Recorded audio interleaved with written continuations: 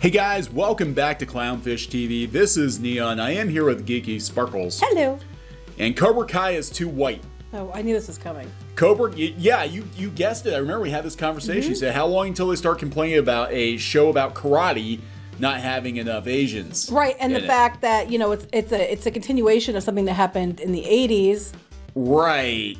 Yeah, this should not surprise anyone. We've seen this before because all karate shows, anything to do with karate, has to have Asian people in it because all Asians know karate. That's right. And, if you go to any dojo anywhere across the country, for the last several decades where kids have been being trained, there will always be Asian people at every single one because only Asian people can do karate.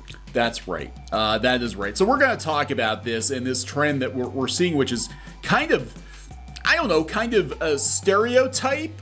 No, that's what I've been calling out. Yeah. I've been calling this out since She-Ra. They keep stereotyping the hell out of everything and calling it diversity as a stereotype. We saw it with, Snake Eyes. Yeah, we're going to bring up Snake Eyes. We're going to bring up Iron Fist because this keeps coming up. Apparently, every show that deals with martial arts has to have an Asian lead. Even if the backstory is vital, that they not be Asian because they're like an outsider, as in the case of Snake Eyes and Iron Fist. Even if we're dealing with an existing franchise like the Karate Kid, we got to make sure that we have Asian characters be in the lead. And by Asian characters, we just mean the Crazy Rich Asians cast, like the one guy in there that keeps getting cast as everything, like Snake Eyes, and Aquafina, who keeps getting put in everything. Here we go. It's diverse because Aquafina's in it, even though I do like Aquafina. I like Aquafina. It's diverse now because we put Aquafina in it. She's going to be, was it Sebastian? The Scuttle. Scuttle in Little Mermaid. She's cast as Scuttle in the live-action Little Mermaid. Wait, Aquafina's taken over for Buddy Hackett. Yeah. I did not see that coming, but there are a lot of things about this. I'm pretty sure she's Scuttle. Okay. I could be wrong, but I'm pretty sure. Well, we have to fire Ralph Macchio and put Aquafina in. That's right. Or the hot guy from Crazy Rich Asians. Or preferably both. Let's just fire the entire cast and just bring the cast of Crazy Rich Asians in. Before we get into it any further, please subscribe for more pop culture news, views, and rants, guys. We're over 170,000 subs. Thank you for the support. Oh, before you go back on the Crazy Rich Asians, if it's not them, it's always the director. Yes, John Chu. Yeah, he's the only... Yeah. I guess he's off of Willow now, but that's because of a conflict of interest or like scheduling conflict. But conflict of interest. We took a look at your treatment and we weren't interested. No, they said it was a scheduling conflict or something, but I think I saw that today. But I'm like, if it's not the actors, it's the director, because don't you know that's how you be diverse. There's like one Asian guy we call in Hollywood that does everything. And Dr. Ken. Dr. Ken has to be in everything too. I do love him though. I like him too. And we want to point out this, we're just saying. But he was canceled for the drow thing. Oh, that's right, he was. He was. Oh my God. For the blackface thing. Oh my God. Okay. So this article is coming from Bounding in the Comics. Go out to boundinginthecomics.com. Check that out. We don't want to snipe anybody's articles. Yeah, we know what that's like. We know what that's like. So without giving them credit, unfortunately, I don't know about linking to articles in our description because YouTube's really freaking weird. We used to, and then they got weird. Then they got weird, and then we got a strike or something for linking to Cartoon Brew. It was ridiculous. But they got this from an article in the LA Times. The Cobra Kai is too white. Its whiteness is under the spotlight. Well, let's look. Here's a couple things. If you have watched Cobra Kai, which we still have to watch the rest of season 2 and 3, what I like about it is the fact that they're calling out, bullshit, like in a funny way. But they have, Johnny being like very, yeah, like, grow, suck it up, pussy kind of thing. And it's funny because it's like, real. He's being real. And people, I was surprised they didn't try to cancel it before that because it's doing so well. Because I think people are so sick and tired of the fake, checkbox, forced bullshit. Yeah, and that's it. And that's why I think it became a hit. There are a couple things that Cobra Kai is doing right. One, they show respect for the source material. They show a hell of a lot of respect for the source material. Even though they turned it on its ear and they made Johnny the protagonist, they didn't change the personalities of the characters at all. They kind of, it came out to their natural conclusion. It wasn't like a Luke Skywalker situation. No. where we took a character that was a hero and then completely destroyed him and had him do things he wouldn't do. Like, this is probably where both of these characters would have wound up, and they kind of gave a new angle as to where, Daniel was, even though he was a protagonist of The Karate Kid. Let's face it, Daniel was a dick. Well, he was a dick. That one video that's out there, and it's basically like, well, Johnny was actually the one who was, that Daniel was the bad guy. He was. It's actually interesting because if you change your point of view, yes, you can see how that could be interpreted that way. But they didn't feel the need to run any of these characters down. They have a lot of respect. Daniel has a lot of respect for Mr. Miyagi. They make sure they get, Pat Morita gets some time, in there, even though he can't be here. And it doesn't feel like the fans of the original franchise are being dragged down. It expands upon it. It doesn't take anything away. It doesn't take anything away from these characters. It just fleshes the story out a little bit more compared to what they've done with, franchises like Star Wars. Or She-Ra, where they either start over and tell the fans they're horrible people if they don't like it, or they completely commit character assassination on beloved characters. Now, The Karate Kid was never quite the pop culture phenomenon that Star Wars was, but it still was a pretty popular franchise. Which one of these shows is doing really well and is winning awards and doing fantastic as a new show? Cobra Kai is kicking a lot of people's asses, and literally and figuratively, and that's what they're mad about. So we can't have that, can we? Oh my God, our control, our grip on Hollywood and our grip on the audiences and telling them they're bad people. Oh, we're losing that. So now we got to go tell them that it's not Asian enough. So this is, the LA Times putting this out. And they said it starts as a typical retrospective. A lot of these do. And we've noticed this is how it goes. And I gotta wonder, and this is kind of like with the PlayStation review over on, I think it was Kotaku, that just went off the freaking rails and became some like commentary on political unrest. I saw one the other day. It was like, oh, The Mandalorian's a better sequel than the sequel trilogy, but the whole article was about how the sequel trilogy and The Last Jedi in particular were fantastic. So basically wasn't what it said it was going to be anyway. I think what they do is they start out normal because a lot of the editors for these websites are kind of asleep at the wheel. And they're like, okay, well, they're not going to read my 19-paragraph missive here. So as long as the first 5 or 6 paragraphs look pretty legit, then I can throw in the Trump derangement syndrome at the end of, which is always where it goes. Always goes, everything's great. Everything was great until... Trump supporters became fans of this franchise. What are they going to do when Trump's not there anymore? They're coming after the rest of us. That's what I'm saying. It doesn't matter. It doesn't matter. It's already starting. You don't even have to be a Republican. If you dare voice that you think that it's getting out of hand, you are automatically bad. It's hilarious. And You're ungood. It's so out of touch with reality. I can't even. But yeah, so now they're going to come after, they're going to try to bully people into submission yet again with this dumb-ass narrative. Yeah, so here, they talked about how it moved from YouTube to Netflix because YouTube wanted to be Netflix and it failed at that, so it's on Netflix. It featured interviews with Ralph Macchio and Billy Zabka. Author Jen Yamato soon turns her attention to the fact that there are now 3 white men at the center of Cobra Kai, a franchise rooted in and deeply indebted to Eastern tradition, and how after 30 episodes, Cobra Kai has yet to cast an Asian lead. What, did you watch the movie, dumbass? Miss Pat Morita's dead. I just want to put Pat Morita was the co-lead. I am sure if he was alive, they'd have him in there. Absolutely. But this whole idea that is stupid because nobody can do karate unless you're Asian. Are you serious right now? We've got.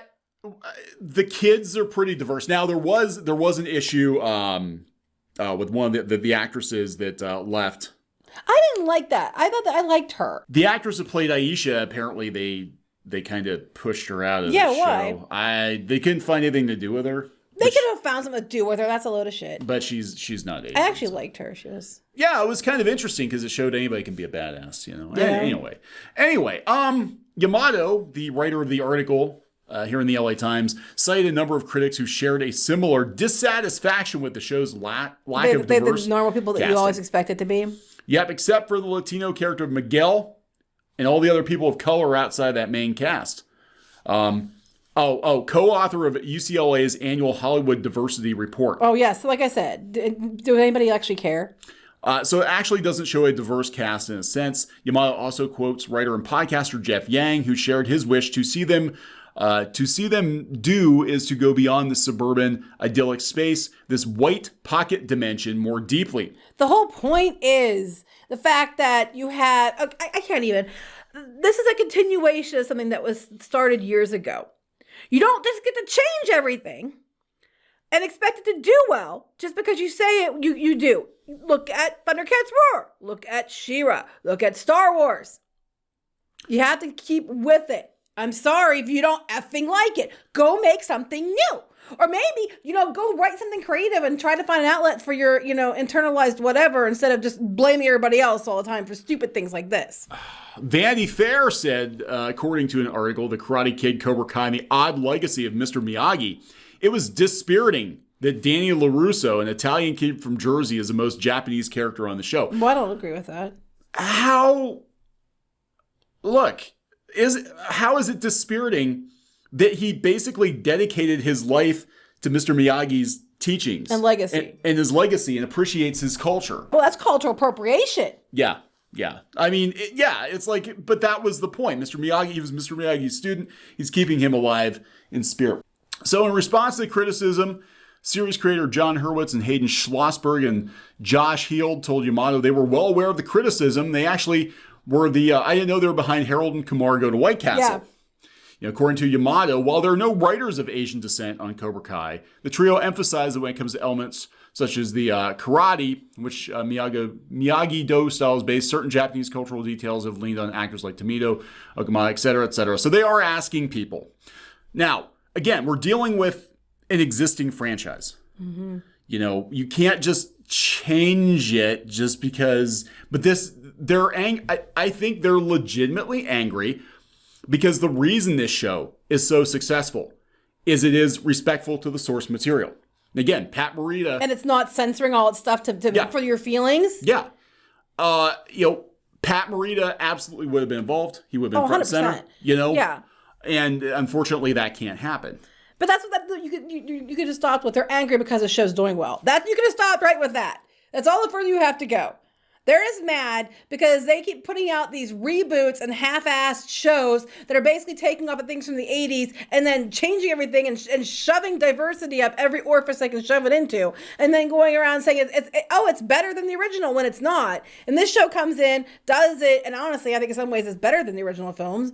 And, I would agree with it's really good, and they're not pulling punches and they're not watering it down for watering it down for sensibilities.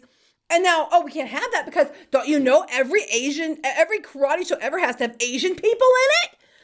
Because we're going to stereotype the hell out of it so you don't have to. Well, this is interesting because they said they would have loved it if there was a Miyagi son or daughter floating around in the canon of the movie, but they weren't going to create a new character if it was established in the movie that Miyagi had no kids. Like you should, follow the rules of what you established like you should.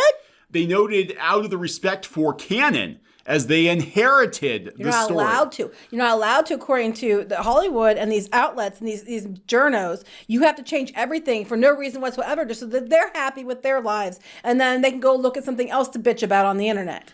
For better or worse, you're dealing with Johnny and Daniel as your protagonists because this is the story. This is the thing. Don't watch it. Yeah, it's not for you. Go make something new. But what they want to do is they look at existing franchises and they shoehorn in token characters. Even if it makes no sense, if it makes no sense whatsoever, just to say, well, we've got tokenism's bad unless you're doing it so that these people shut up. Then it's okay, as they stereotype everyone. Yeah, so I'm more mad about them getting rid of Aisha. Yeah, that was kind of a weird thing. They just couldn't. They said they couldn't find anything for her to do. That bullshit. I don't know. That's what they found things for the other girls to do. I'm just pointing that out. Well, she doesn't count because she's black, half black. She doesn't count.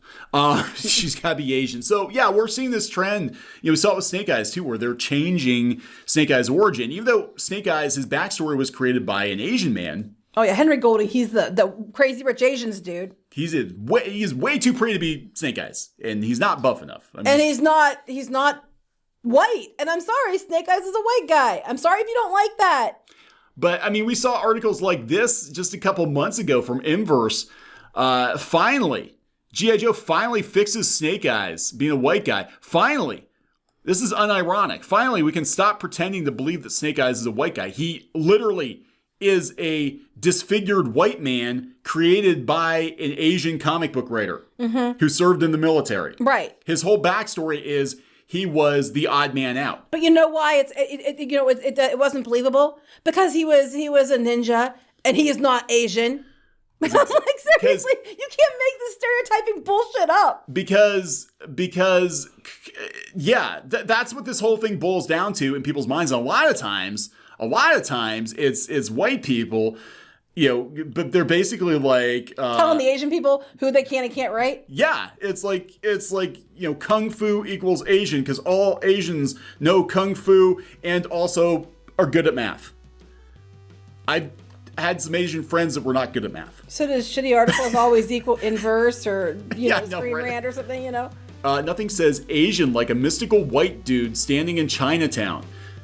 That is the character. Again, that's part of his backstory as he was an outsider. Take it up with Marvel Comics. I'm sorry, it's just being racist as hell, and it's hilarious. It is, because again, it's like, if you're Asian, you gotta kung fu. You gotta kung fu. Because if you don't, there's something wrong with you. I don't know. But yeah, we've been seeing this for a while, so it's not surprising that they're coming for Cobra Kai. Again, even though this is based on an established franchise, even though the kids on the show, for the most part, are pretty diverse, they tried to, mix it up a little bit. I guess, except for Aisha. I don't know what the hell happened there. Bye. I don't think that's right, though. I don't think that's right. I don't think it's right. But I think that's because she was heavy. Probably. As a heavy girl, I say, I liked her. She was a good character. But you can kick my ass, too. I can. I have. You have? Help me. No, don't. Don't think you're serious. I used to be able to pin you. Help me. All right, we're gonna. It's not untrue. So that's what's going. That's what's going on, guys. That's what's going on. Too many white people on the show. That's a continuation of the movie about white people. Right. They suddenly should just be changed for no reason whatsoever because these journalists have a problem with it. Yeah. So all right, we're gonna make another show. Yeah, make another show. Problem solved. Stop whining. Go find something else to bitch about on Twitter. There we go. We're going to wrap it up? Yep. Okay, please subscribe for more pop culture news, views, and rants, guys. We'll talk later. Bye.